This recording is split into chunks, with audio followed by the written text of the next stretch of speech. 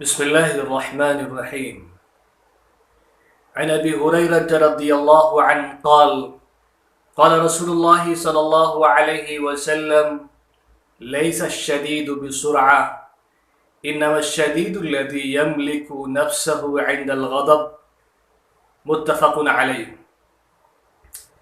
حضرت ابو ہریرہ رضی اللہ عنہ سے روایت ہے کہ نبی اکرم صلی اللہ علیہ وسلم نے ارشاد فرمایا، بہادر اور طاقتور انسان وہ نہیں ہے جو کشتی میں دوسرے کو پچھاڑ دے اور گرا دے. حقیقی معنوں میں بہادر تو وہ انسان ہے جو غصے کے وقت اپنے اوپر قابو رکھے.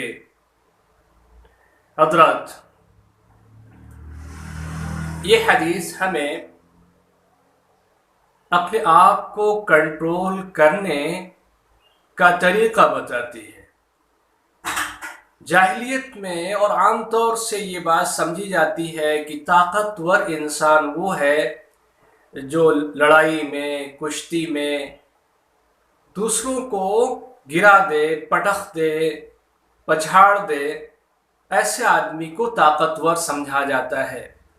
لیکن نبی اکرم صلی اللہ علیہ وسلم نے اس میں ایک حقیقت سے لوگوں کو روبرو کروایا ہے کہ وہ تو جسمانی طور پر طاقتور ہے، لیکن جسمانی اور روحانی طور پر طاقتور انسان وہ ہے کہ جب اسے غصہ آئے تو وہ اپنے اوپر قابو رکھے، کنٹرول رکھے اور کوئی ایسی حرکت نہ کرے جس سے دینی اعتبار سے نقصان ہو، شرعی اعتبار سے نقصان ہو، جسمانی اعتبار سے نقصان ہو، مالی اعتبار سے نقصان ہو.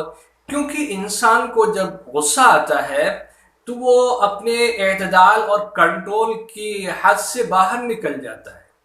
اس کی مثال یوں سمجھنا چاہیے کہ جیسے کسی کار کا بریک فیل ہو جائے تو اس کو کنٹرول کرنا مشکل ہو جاتا ہے.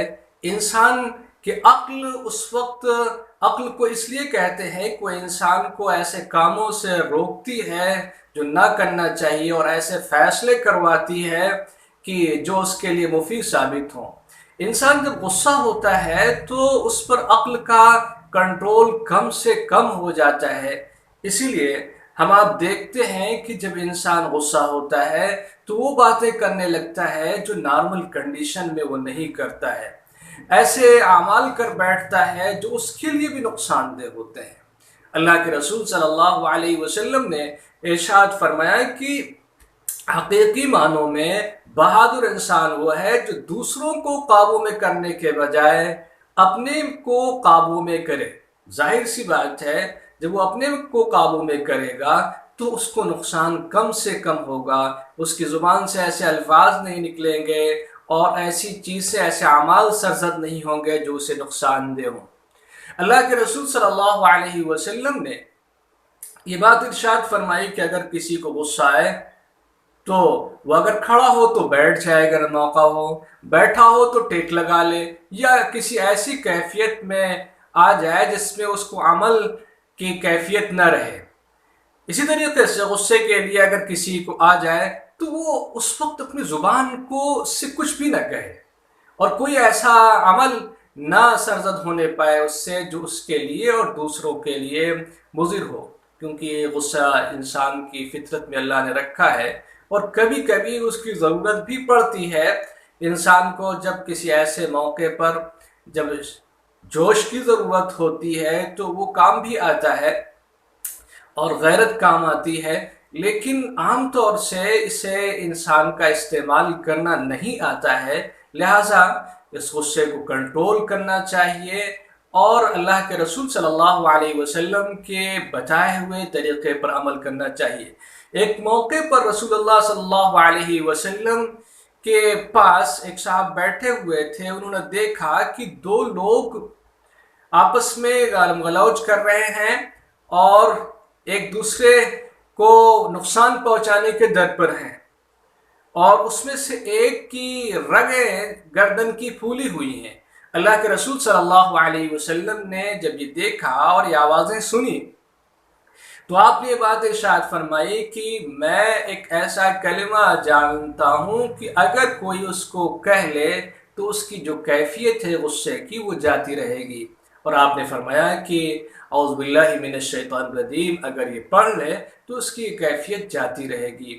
لہذا ہمیں اور آپ کو چاہیے کہ اپنے غصے سے بھی خود کو محفوظ کریں اور دوسروں کو محفوظ کریں، اپنے بیوی بچوں کو محفوظ کریں۔ طلاق کے واقعات میں عام طور سے یہ بات آتی ہے کہ انسان کو غصہ آیا اور اس نے اپنے آپ کو کنٹرول نہیں کیا اور اس کی وجہ سے نقصان ہو گیا۔ لہٰذا ہمیں اور آپ کو چاہیے صبر کرنا سیکھیں، ثابت قدمی سیکھیں، اپنے آپ کو کنٹرول کرنا سیکھیں، اس لیے کہ صبر کی تعریف یہی کی جاتی ہے حبس النفس علی ما یقتضیہ العقل والشرع، کہ انسان اپنے آپ کو ان چیزوں کا پابند بنائے جس کا تقاضا عقل اور شریعت کرتی ہے، جس کا حکم عقل دیتی ہے اور شریعت کرتی ہے۔ اور غصے میں یہی ہوتا ہے کہ عقل کے فیصلہ کرنے کی قوت گھٹتی چلی جاتی ہے، جتنا زیادہ غصہ ہوتا ہے اتنا ہی عقل کم کام کرتی ہے، اور وہ انسان سے ایسے اعمال سرزد ہو جاتے ہیں جسے دیکھ کر خود بھی اسے افسوس ہوتا ہے۔ اللہ تعالی ہمیں اور آپ کو سب کو اس پر عمل کی